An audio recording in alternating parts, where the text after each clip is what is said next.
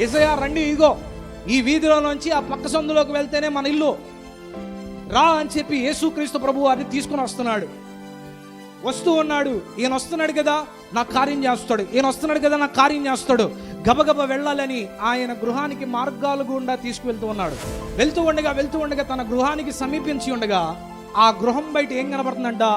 టెంట్లేసి కనబడుతున్నాయి. మరణ పడకల మీద ఉందన్న సంగతి ఈ తండ్రికి తెలుసు. దూరం నుంచి ఆ టెంట్లు చూసి ఎవరిదో పెళ్లి జరుగుతుంది అనుకుంటాడా, ఎవరిదో ఫంక్షన్ జరుగుతుంది అనుకుంటాడా ఈ తండ్రి?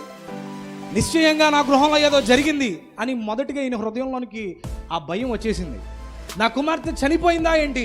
ఇంతమంది వచ్చి పిల్లల గ్రోవులు వాయిస్తున్నారు, చనిపోయిన తర్వాత తీసుకువెళ్ళేటప్పుడు వాయిస్తారు కదా, అందరూ కూడా ఆ బ్యాండ్ మేళాన్ని వాయిస్తూ ఉంటారు. వాయిస్తూ ఉండగా చూస్తూ ఉన్న ఈ తండ్రికి నీ వచ్చినా ప్రయోజనం లేదు, అక్కడ చూడు దృశ్యం ఏం కనబడుతుందో, నీ వెళ్ళిపో, ఇంకా అవసరం లేదు అని అన్నాడా? లేదు. తనకి దృశ్యం కనబడుతుంది ఏంటో తెలుసా?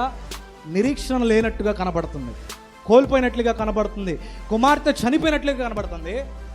కానీ అంతరంగంలో ఏం కనబడుతుందో తెలుసా? నా దేవుడు నా పక్కన ఉన్నాడని కనబడుతుంది. దేనికి స్తోత్రం కలుగును గాక. తనకి కనబడుతున్న దృశ్యం ఏంటంటే నిరాశ, నిస్పృహ, డిస్కరేజ్మెంట్ కనబడుతుంది. తన ఎదుట హోప్లెస్గా కనబడుతుంది.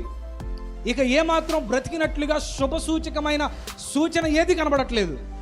కనబడుతుంది అంతా కూడా నష్టంగాను అంధకారంగా కనబడుతుంది. అయినా కూడా ఈ వ్యక్తి ఏమన్నాడు తెలుసా? ప్రభువా నువ్వు అవసరం లేదు, లేక అయిపోయిందని అంటలా, నా పక్కన నీ ఉన్నావు, ఆ కనబడుతున్న దృశ్యాన్ని మార్చగలవాడు నీవే. దేనికి స్తోత్రం కలుగును గాక. హల్లెలూయా.